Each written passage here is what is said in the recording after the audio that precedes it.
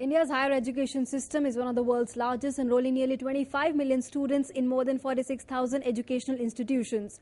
Between 2004 and 2012, the number of students who have enrolled in higher education sector has more than doubled. This is a big achievement for the UPA government. To discuss more on UPA government's achievements in the higher education sector and the forthcoming challenges, we have with us Mr. Ashok Thakur, Secretary Higher Education in the HRD Ministry. Good afternoon, Mr. Thakur, and thank you very much for speaking to us on Doordarshan News. What are the major achievements of the UPA government in the higher education sector?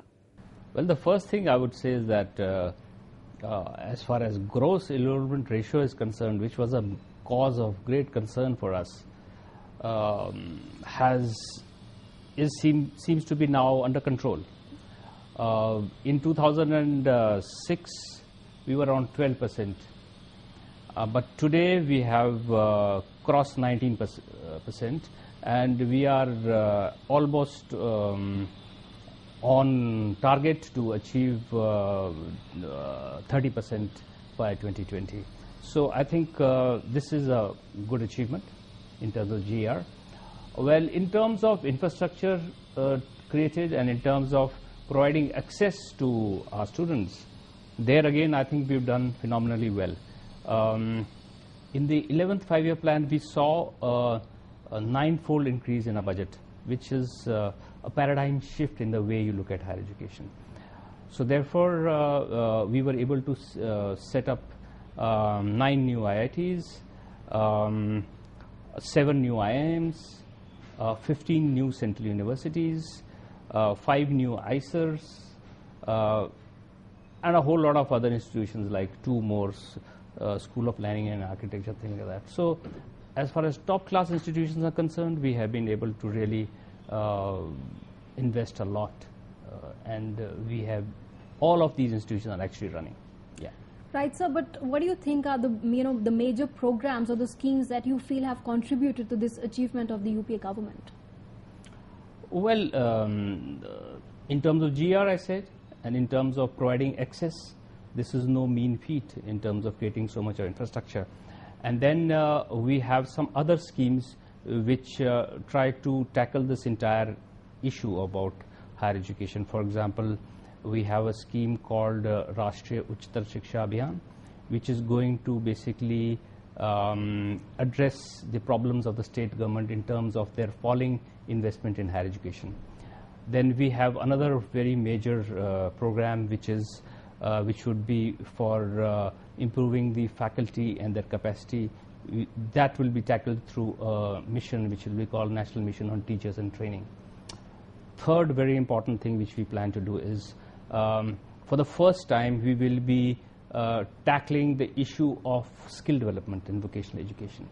Because till now we have neglected our skills and vocational education side, because the universities thought that they are only for knowledge creation and nothing to do with providing jobs or livelihoods. For the first time now, we have in fact created a framework which is called NVEQF, and through that skilling would be mainstream into the education system. That means that you can get a regular degree in vocational education. You can even get a bachelor's in vocational education. So this is a complete change in the way we look at skill building and vocational education, basically trying to destigmatize working with your hands. So because we have a target of training more than 500 million people by 2022, this is what the Prime Minister has said, and we are committed to it. So these are some of the broad parameters on which we are working. So you mentioned about Rashtriya Uchtar Shiksha Abhiyan, RUSA, and then GER. You said GER is at 19%, but the world figures is 30%. So what is the government planning to do? How does the government look at it, and what are the government's plans to control this situation? Like I said, you see, as far as GR is concerned, we are not really very bothered, because as I said, it is under control. We have jumped from 12% to 19, almost 20%. We have more than you yourself said, we have more than 25 million students. So that makes us the second largest after China. In fact, in America it is coming down. Earlier US was number 2, so we have overtaken US. But having said that, quality is a concern, and therefore in the 12th five-year plan is going to be for consolidation and also for improving the quality. Yes. Right, sir. You know, one of the concerns that still remains is that no Indian university ranks within top 200 universities in the world. So, how does the government look at it, and what is the government's plan to, you know, to make sure that this doesn't happen? You see, to appear in these top 200 universities, you have to have a long-term strategy, because we should be able to invest in research. We should be able to invest in producing more PhDs, more research papers which are published in international journals. Most of our universities actually are just teaching universities. So therefore, a shift has to go from teaching to research. So therefore, in the 12th five-year plan, there will be a lot of emphasis on research and producing PhDs and publications. We had set up this Kakutkar committee, which has recommended and stressed a lot on research. And I am pleased to inform you that the target of producing 10,000 PhDs every year in technical and engineering subjects is well within reach. We were just about producing 1,000 PhDs about 5 years back in engineering. Today we have crossed 3,500. So since the rate of investment by the government in PhDs is very high, so we are pretty sure that by in the years to come we will definitely be able to achieve this target. Right, sir. Let's just talk about joint entrance examinations. You know, JEE has now been introduced for all examinations. What was the government's plans to introduce this move? And, you know, of course, we saw a lot of confusion with the students. How does the government plan to resolve this confusion? You see, whenever you bring in some changes, there will be some pain.